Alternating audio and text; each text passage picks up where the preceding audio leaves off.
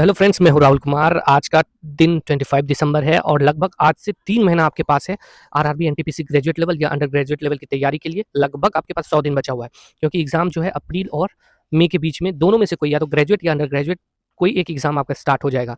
तो इस कम टाइम में आपको क्या करना चाहिए, आपको किस तरह से पढ़ना चाहिए? देखो, टाइम तो सब स्पेंड करता है अपनी तैयारी में, लेकिन सिलेक्शन क्यों नहीं हो पाता? और मॉक टेस्ट देने में हम लोग क्या गलती करते हैं? मतलब होता क्या है कि हम लोग समझ नहीं पाते कि मॉक टेस्ट क्या चीज़ का देना चाहिए, किस तरह से करना चाहिए, कम टाइम में कहाँ से स्कोर गेन करें।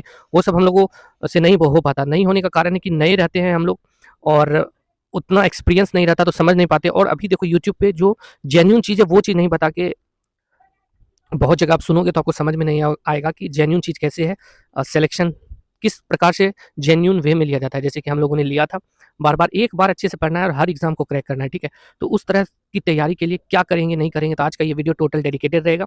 और मेरे को ऐसा लगता है कि ये वीडियो अगर अंत तक आप देखोगे, देखो, जो भी हम वीडियो बना रहे हैं एज ए स्टूडेंट बना रहे हैं, एज ए स्टूडेंट, क्योंकि अभी भी हमारा तैयारी चल ही रहा है। सिलेक्शन लेने के बाद पहले रेलवे में सिलेक्शन हुआ तो वो थोड़ा दूर था, तो अभी एसएससी सीजीएल से जो पोस्टल असिस्टेंट की पोस्ट जो मिलता है, उस पोस्ट पे वर्किंग है और हमारे घर के पास में ही है। तो पता है कि आपको घर के पास आना थोड़ा अच्छा रहता है, तो इसलिए अ, उसमें लगे हुए हैं। तो आपको बताएंगे और आपको अच्छा लगेगा। मेरे को तो ऐसा लगता है कि आपको अच्छा लगेगा जो भी आपको बताएंगे। तो चलो, बिना कुछ देर किए हुए वीडियो को स्टार्ट करते हैं। और देखो, जो भी बात रहेगा उसको आपको फॉलो करना पड़ेगा, तभी आपसे हो पाएगा। आप सोचोगे कि एक बार यहाँ देखते हैं, एक बार वहाँ देखते हैं, तो उसमें आप क्या होगा, डिस्ट्रैक्ट हो जाओगे। ठीक है, मेन अभी का टाइम है सबसे बड़ा डिस्ट्रैक्शन से बचने का। उस डिस्ट्रैक्शन से अगर आप नहीं बचोगे तो फिर सिलेक्शन लेना थोड़ा थोड़ा सा मुमकिन हो जाएगा, नामुमकिन हो जाएगा, और थोड़ा लेट लेट लगेगा कि किसी भी चीज़ में। जैसे अभी आप देखते होगे कि बहुत सारे लोगों को बहुत टाइम लगता है, ठीक है? तो उसका रीज़न यही रहता है। चलो, बिना देर के वीडियो ही स्टार्ट कर देते हैं। तो वीडियो स्टार्ट करने का एक सबसे पहला टॉपिक है बुक और मॉक टेस्ट। जैसे बहुत सारे लोगों को लगता है कि वो बुक खरीद लिए तो उनका सिलेक्शन हो जाएगा। बहुत सारे लोगों को लगता है कि वो मॉक टेस्ट कहीं से ले लिए तो उनका सिलेक्शन हो जाएगा, ठीक है? तो ऐसा कुछ भी नहीं है, ठीक है? बुक खरीदने से नहीं, बुक बनाने से आपका सिलेक्शन होगा। मॉक टेस्ट खरीदने से नहीं, मॉक टेस्ट बनाने से सिलेक्शन होगा, ठीक है? तो बुक जो है, आप देखो, जो बहुत सारे लोग हैं क्या कि बार-बार ये सोचते हैं कि मेरे पास कौन-सा बुक होना चाहिए। अभी बताओ कि लगभग फॉर्म भरे हुए इतना टाइम हो गया, अभी तक ये आप डिसाइड नहीं कर पा रहे हो कि आपके पास कौन-सा बुक होना चाहिए। जब तक आप ये अभी डिसाइड नहीं कर पाए हो, अभी तक आप ये नहीं डिसाइड कर पाए हो कि मॉक टेस्ट कौन-सा लगाना चाहिए, तो फिर आपका सिलेक्शन बताओ कैसे होगा? तो नॉर्मल सा चीज़ है, हम हर एक वीडियो में बताए हैं कि आपके पास प्रीवियस ईयर रेलवे का तैयारी कर रहे हो तो रेलवे का ही प्रीवियस ईयर बुक होना चाहिए। एसएससी आप पहले से पढ़ रखे हो, आप बहुत ही तेज स्टूडेंट हो, तो उसमें हम कुछ नहीं कर सकते। कम से कम रेलवे का जो प्रीवियस ईयर क्वेश्चन का बुक रहेगा, तो आप तो उसका सिलेबस देख पाओगे ना भाई, कि क्या सिलेबस, किस चैप्टर से किस तरह का क्वेश्चन पूछता है। तब जाके आप अगर मॉक टेस्ट लगाओगे तो आपको फ़ायदा होगा, ठीक है? मेरा बस इतना ही कहना है कि बार-बार आप लोग पूछते हैं कि कौन-सा बुक लें, बता दो जीके जीएस का। देखो, कोई भी बुक आप लोगे तो आप सिर्फ़ उसको लेने से आप कंप्लीट सिलेक्शन नहीं होगा, लेकिन एक ट्रेंड तो आपको जानना बेहद ज़रूरी है कि सिलेक्शन कैसे होना चाहिए, किस तरह का क्वेश्चन होता है, क्या पैटर्न रहता है। हम आपको बार-बार बताते हैं कि अगर आप प्रीवियस ईयर क्वेश्चन बनाओगे तो आपका मैथ, रीज़निंग तो लगभग कंप्लीट हो ही जाएगा। थोड़ा-सा बचेगा जीके, ठीक है? क्योंकि जीके हो सकता है जैसे 40 क्वेश्चन जीके रहेगा, उसमें 8-10 क्वेश्चन आपका करंट रहेगा, तो 10 क्वेश्चन आपका वो तो पिछला जो प्रीवियस ईयर क्वेश्चन उससे तो लड़ेगा नहीं, तो बचा 30 क्वेश्चन। 30 क्वेश्चन में तीसों क्वेश्चन तो आपको डिट्टो देगा नहीं, और उतना-उतना सेट है जो कि आप बनाओगे तो उतना कम दिन में उतना गेन कर पाना इतना भी संभव नहीं है, ठीक है? फिर भी आपको प्रीवियस ईयर क्वेश्चन बनाना ही चाहिए। बुक आपको टैग कर देंगे, अगर खरीदने का रहेगा तो वहाँ से आप खरीद लेना। रेलवे का जो मैथ्स है, रेलवे का रीजनिंग है, रेलवे का जीके, प्रीवियस ईयर क्वेश्चन आपके पास होना ही चाहिए। अब बात करते हैं मॉक टेस्ट के बारे में। जैसे आप लोग बोलते हो कि मॉक टेस्ट कौन-सा लगाएँ? देखो, ऑनलाइन लगाएँ या ऑफलाइन लगाएँ? देखो भाई, चूँकि एग्ज़ाम ऑनलाइन मोड में होने वाला है, तो ऑनलाइन मोड में ही लगाना चाहिए आपको मॉक टेस्ट। मॉक टेस्ट वो लगाएँ जो मॉक टेस्ट आपको previous year, ditto previous year question आपको सॉल्व कराता हो। डिट्टो प्रीवियस ईयर क्वेश्चन हो, या फिर इसके लिए आप ऑफलाइन मोड का भी बुक ले लो, एक ऑनलाइन मोड का भी बुक खरीद लो। टेक्स्ट बुक 300, 400, 500 रुपया में देता है। 500 रुपया में देगा, 1 साल का पूरा रहेगा। फिर 400-500 रुपया में आपको ऑफलाइन में आ जाएगा। 1000 रुपया खर्च है। देखो, टोटल अगर इन्वेस्टमेंट अगर आप रेलवे की तैयारी के लिए करोगे तो 3 से 4000 रुपया आपका इन्वेस्टमेंट जाएगा। और अगर आप ये इन्वेस्टमेंट नहीं करते हो, तो अगर मान लो 1 साल 2 साल आपका लेट चला जाएगा, तो फिर आप सोचो कि आपको कितना दिक्कत होगा। 1 साल का सैलरी अभी अगर अंडर ग्रेजुएट लेवल वाला अभी जॉइन करते हो तो 32 से 33 हज़ार आपका सैलरी बनेगा। तब उसके बाद सरकार बहुत सारे अलाउंसेस देती है, वो सब जोड़ोगे तो 40,000 के लगभग आपका मंथली सैलरी होगा। तो 1 साल ही लेट किए तो 12 चौक 48, 5 लाख रुपया आपका खत्म, ठीक है? इसलिए 5,000 इन्वेस्ट करो, कोई दिक्कत नहीं है। बुक आ जाएगा तो बुक थोड़ी ना कोई शराब है आपके पास रहेगा तो आप पी लोगे तो उससे घर वाले डाँटेंगे, ऐसा तो नहीं करेंगे। बुक रहेगा आपके पास, कभी मन किया, मान लो इस वाले में सिलेक्शन नहीं हो पाया, नेक्स्ट वाले के लिए आपके पास भरपूर टाइम मिलेगा तो वहाँ भी कर सकते हो, ठीक है? तो बुक आपके पास होना बहुत ज़रूरी है। मॉक टेस्ट देखो टेक्स्ट बुक अभी ट्रेंड में चल रहा है तो टेक्स्ट बुक का ले लो, अभी हम आपको दिखा देंगे उसको स्क्रीन पे, कुछ 1-2 दिन के बाद उसका शायद ये आने वाला है, तो बहुत कम 300-400 में ही मिल जाएगा, ऐसे तो 600-700 में मिलता है, ऐसे 300-400 में ही मिल जाएगा, तो टेक्स्ट बुक का ले लेना। लेकिन हाँ, मेन इंपॉर्टेंट चीज़ है, जो भी मॉक टेस्ट आप लगाओगे उसको एनालिसिस करना, उसका डिटेल्ड देखना, ठीक है? सॉल्यूशन समझना, मेन इंपॉर्टेंट ये है। होता क्या है कि जो सिलेक्शन और ना सिलेक्शन लेने वाले या जो कि देखते होंगे कभी-कभी कि बहुत कम स्कोर कर रहा है लेकिन अचानक उसका स्कोर बढ़ गया, उसका रीज़न एक ही है। बहुत जो लोग हैं जैसे आप ही मॉक टेस्ट बनाते होंगे, तो आप मॉक टेस्ट बना लिए, उसमें 50, 60, 65, 70 नंबर आ गया, बस बनाए, फिर जो गलती हुआ उसको झटपटा के देख लिए, हो गया, फिर नेक्स्ट मॉक टेस्ट में लग गए। तो ये आपको जो है ना, इस तरह का अगर आप सॉल्यूशन देखोगे, इस तरह का आप एनालिसिस करोगे, तो ये आपको उतना भी सक्सेस नहीं दे पाएगा। अगर मॉक टेस्ट से आपको कुछ गेन करना है, कि मॉक टेस्ट, जैसे मॉक टेस्ट का जो एक्चुअल फ़ायदा है मॉक टेस्ट लगाने से, वो आपको चाहिए, तो आपको क्या करना होगा कि एक दिन मॉक टेस्ट लगाओ, नेक्स्ट डे उसी टाइम में आप उसका पूरा क्वेश्चन का एनालिसिस देखो, एक-एक क्वेश्चन का, ठीक है? जीके उसी टाइम मान लो 1 से डेढ़ घंटा दिए, उसी टाइम जो 40 जीके उसी टाइम उसको याद करिए, कौन-सा जीके बार-बार हमको गलती होता है, तो अलग से एक कॉपी बना लो, उस जीके को वहाँ पॉइंट आउट करके रखो, या फिर वही बुक में वहाँ पे लिख दो वीवीआई, वेरी वेरी इंपॉर्टेंट, या गलती होता है, कुछ रिमार्क लगाओ, ठीक है? तो या फिर उसके ऑप्शन में 4 ऑप्शन है, तो चारों ऑप्शन में से किसी एक के बारे में आप नहीं जान रहे हो, तो यूट्यूब में या इधर-उधर से कुछ सर्च करके देख लो और वहीं पे थोड़ा-सा पॉइंट लिख दो। तो इस तरह से क्या होगा कि आप इंक्रीज़ करोगे। देखो होता क्या है कि जीके का क्वेश्चन मान लो इस बार कुछ पूछा, ठीक है? 2019 में लगभग 133 सेट 33 शिफ्ट में एग्ज़ाम हुआ था, तो उतना सेट अवेलेबल है। आपको लगभग वो सेट तो करके ही जाना चाहिए एग्ज़ाम में। अभी देखो होता क्या है कि मान लो एक कोई क्वेश्चन पूछा, उसमें 4 ऑप्शन है, राम, रहीम, करीम, सलीम। तो राम, रहीम के बारे में आप जान रहे हो, करीम के बारे में नहीं जान रहे हो। तो आपको देखना चाहिए कि करीम कौन है, करीम का क्या है? करीम लिख दिया गूगल पे, उसका थोड़ा-सा डिटेल आ जाएगा, तो लिख लेना चाहिए। उससे आपको फ़ायदा जानते हो क्या होगा? क्योंकि जो भी क्वेश्चन बनाता है टीसीएस, तो ऐसा नहीं है कि उसके पास बहुत सारा क्वेश्चन कहीं नहीं। जैसे आपको जो ऑप्शन दिया, ठीक है? ऑप्शन जो देगा, वही ऑप्शन में से कोई एक ऑप्शन के बारे में नेक्स्ट टाइम क्वेश्चन पूछ देगा, ठीक है? हम बहुत बार देखे हैं ऑप्शन देखने से, जैसे इंग्लिश में भी देखते थे कि जो ऑप्शन रहता था वर्ड, नेक्स्ट टाइम वही वर्ड आ जाता था कुछ। फिर वही चीज़ है, जैसे आप कुछ भी पढ़ोगे, कुछ भी जीके ट्रेडिशनल जीके पढ़े, उसमें कोई ऑप्शन है, उसके बारे में नाम नहीं जान रहे हो, तो उसको देखना चाहिए। या फिर पॉलिटी है, कुछ अनुच्छेद दिया हुआ है, उस अनुच्छेद के बाद 4 अनुच्छेद है ऑप्शन में, एक नहीं जानते हो तो उसके बारे में वहीं लिख दो या स्पेशल कॉपी रखो, वहाँ लिख दो। आपको हम जो बोल रहे हैं लगेगा कि इसमें टाइम लगेगा, लेकिन जो आप परफेक्शन आएगा ना भाई, वो यहीं से आएगा, ठीक है? आपको परफेक्शन चाहिए, सिलेक्शन चाहिए। आप देख ही रहे हो कि टाइम मतलब कितना लोग फॉर्म भरता है। 20 लाख 30 लाख फॉर्म भरेगा, 10 लाख एग्ज़ाम देने जाएगा, 10,000 15,000 सीट रहता है। तो सबको हटा के खुद को आगे रिप्रेज़ेंट करना, उसके लिए कुछ तो अलग करना ही पड़ेगा, ठीक है? तो आप इस तरह से करना और रेगुलर रहना। अभी आप हर चीज़, शादी-ब्याह सब चीज़ छोड़ सकते हो, रेगुलर रह सकते हो। रेगुलर नहीं रहोगे तो आज 2 दिन पढ़े, फिर कल नहीं पढ़े, फिर परसों पढ़े तो तरसों नहीं पढ़े, तो फिर वही दिक्कत होगा। देखो 10 लाख बच्चे में से 10,000 को छाँटना मतलब सोचो एक क्रीम छँट रहा है, तो वो क्रीम जब आप निकलोगे तो मतलब आपने कुछ तो थोड़ा-सा अलग होना चाहिए। आप ये खुद को जाँचना मत खुद से, जैसे बहुत सारे लोग हैं वो खुद से जाँचते हैं कि हम तो कमज़ोर हैं, हम तो हमसे नहीं हो पाएगा, ये बात नहीं है, आप कमज़ोर नहीं, कोई भी कमज़ोर नहीं। बस वे ऑफ पढ़ने का जो वे है ना, तरीका वो अलग रहता है, एक सेलेक्टेड स्टूडेंट, एक नॉन सिलेक्शन वाले का। टाइम सब स्पेंड करता है, ऐसा नहीं कि सिलेक्शन वाले के पास 24 घंटा से एक्स्ट्रा टाइम है, नहीं, वो भी 6, 7, 8 घंटा ही पढ़ता है और आप भी 8 घंटा, 10 घंटा ही पढ़ोगे, लेकिन जो वे है ना, वो तरीका अलग होने की वजह से सिलेक्शन हमारा नहीं हो पाता। अब एक बार और बताते हैं कि मॉक टेस्ट किसको देना चाहिए? जैसे बहुत सारे लोग हैं, वो उनको लगता है कि पूरा सिलेबस कंप्लीट करेंगे, तब मॉक टेस्ट देंगे, ठीक है? जबकि आप कितना भी कर लो, आपको हमेशा मन में ये रहेगा कि मेरा सिलेबस अभी भी बचा हुआ है या फिर मॉक टेस्ट में कम नंबर आएगा, तो आपको लगेगा कि मेरा सिलेबस अभी भी बचा हुआ है। तो ये सब नहीं सोचना है, लगभग 60% आपका अगर अ, सिलेबस कंप्लीट है, जैसे रीजनिंग आपका कंप्लीट है, मैथ्स थोड़ा 50-60% कंप्लीट है, जीके 60% कंप्लीट है, तो आपको मॉक टेस्ट एकदम भरपूर तरीके से लगाना चाहिए, ठीक है? मॉक टेस्ट लगाने से क्या फ़ायदा होगा कि जो आप तैयारी किए हो, वो आप इम्प्लीमेंट कर पाते हो या नहीं, एग्ज़ाम में बना पाते हो या नहीं। क्यों? क्योंकि देखो होता कभी-कभी क्या है कि हम रूम पे या नॉर्मल कॉपी पेन मोड पे तो बना लेते हैं, लेकिन जैसे ही बात आता है मॉक टेस्ट देने का, तो बहुत चीज़ भूल जाते हैं, ठीक है? तो वो चीज़ आप में सुधार आएगा, आपको समझ में आएगा, क्योंकि अभी देखो 100 दिन लगभग टाइम है, 50 मॉक टेस्ट, 60 मॉक टेस्ट, जब अभी तो लगभग जैसा हम बोल रहे हैं कि एक दिन मॉक टेस्ट दो, दूसरे दिन उसका एनालिसिस करो, और जब ये 25-30 मॉक टेस्ट हो जाएगा, उसके बाद आप रेगुलर मॉक टेस्ट देना स्टार्ट करना, रेगुलर 1 महीने तक लगातार 1-2 मॉक टेस्ट, 1-2 मॉक टेस्ट देते रहोगे, तो उससे क्या होगा, या फिर संडे को 2 मॉक टेस्ट दे दिए, मतलब एक वे फ्लो होना चाहिए, ठीक है? तो उससे क्या होगा कि आपने जो अपलिफ्टमेंट आएगा, जो आपके अंदर जो इंक्रीज़ करेगा आपका नॉलेज या फिर आपका जो कॉन्फिडेंस बूस्ट अप होगा, वो गजब का होगा, ठीक है? और सिर्फ़ आप बनाओगे मॉक टेस्ट और छोड़ दोगे, थोड़ा-सा तैयारी कर लोगे, तो हर मॉक टेस्ट में फिर क्या होगा कि गलती सेम क्वेश्चन होते जाएगा और आपको लगेगा कि अरे यार कैसे सुधार करें? कोई हमको तो बता दे कि हाँ, मॉक टेस्ट कैसे बनना चाहिए, कैसे क्या करना चाहिए जिससे सिलेक्शन हो जाए, बस यही लगता रहेगा।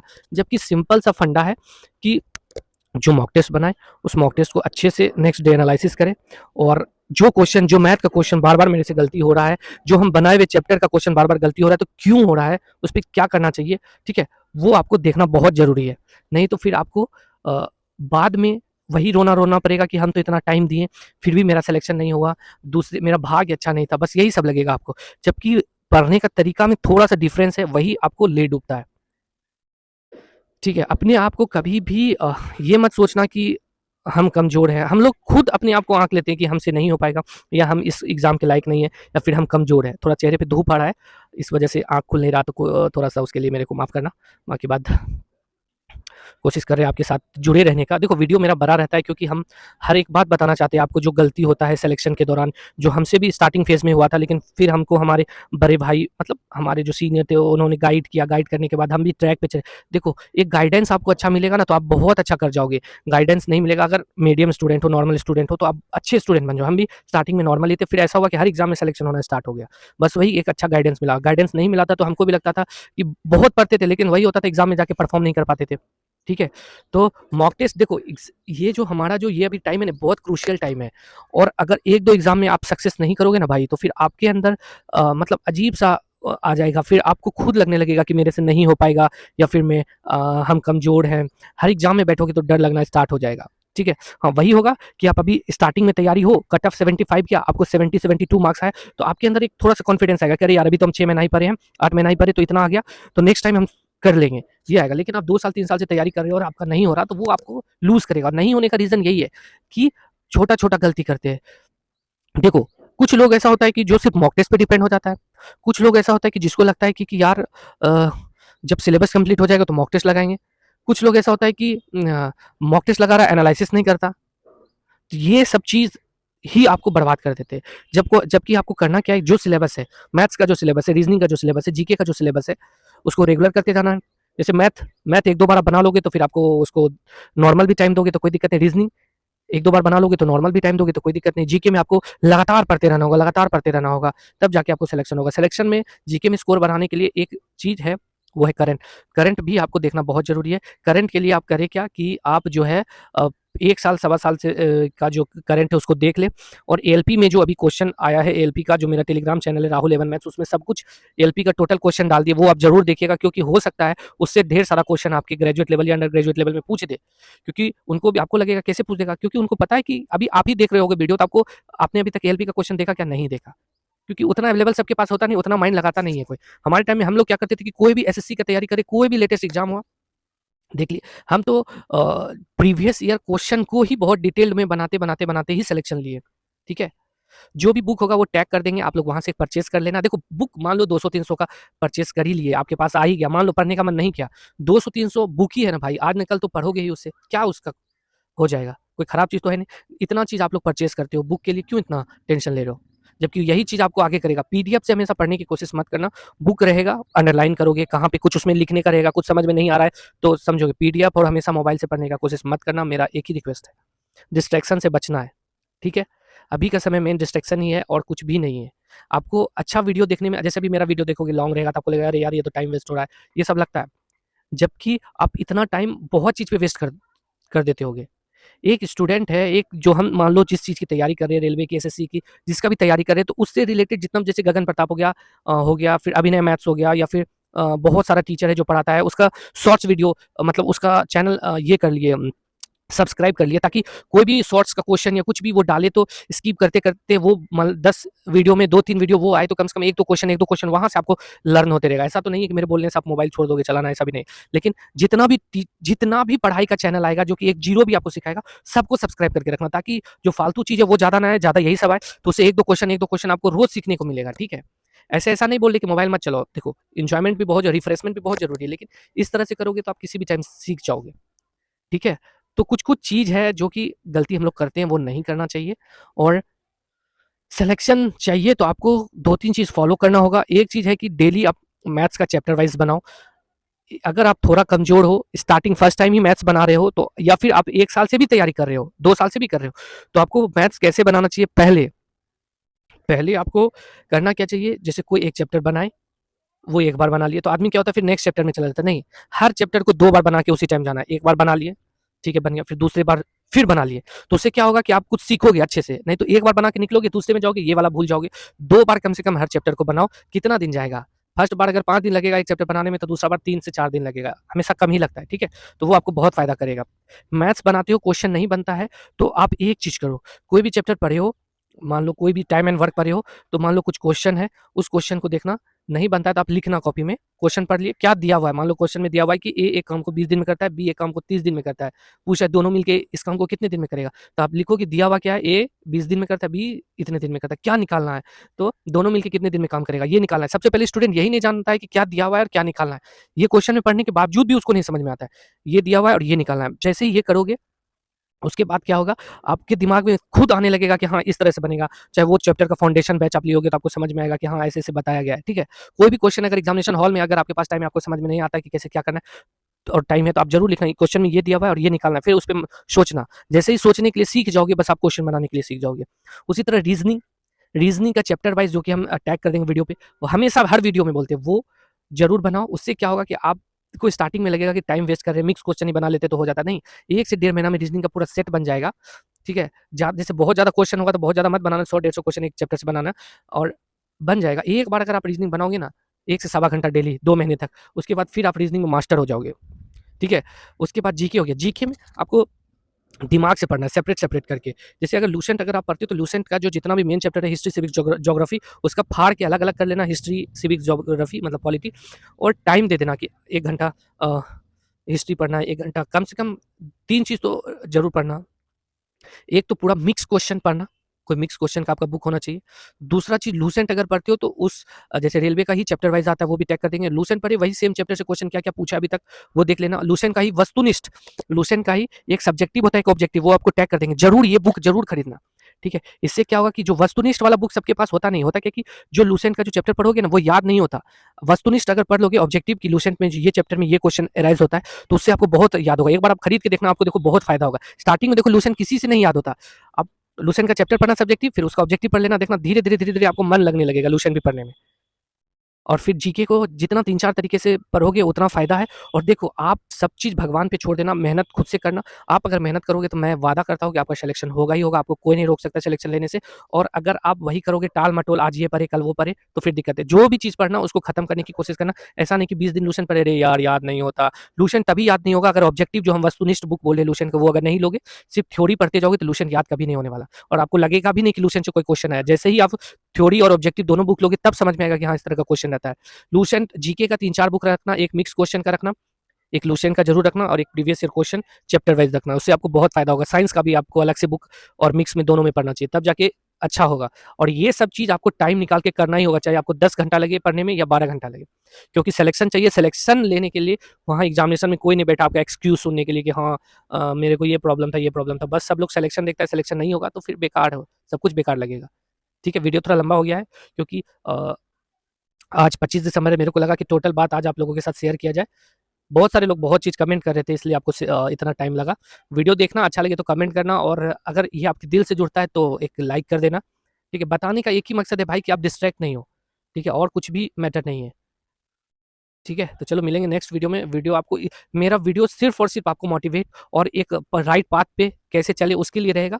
ठीक है, हो सकता है आपको लगे कि टाइम वेस्ट होता है, लेकिन मेरे को इतना विश्वास है कि हम जो बताएँगे उससे आपके अंदर एक अलग ही ऊर्जा उत्पन्न होगा, जो कि आपको फ़ायदा ज़रूर करेगा। ठीक है, मेहनत पे विश्वास रखो और बाकी बात सब कुछ भगवान पे छोड़ दो। मॉक टेस्ट में कितना भी नंबर आ रहा है अभी, उससे ये नहीं, आप कर लोगे, बस इतना सोच के रखना। और दूसरे को कितना आता है मॉक टेस्ट में, वो सब कभी मत सोचना।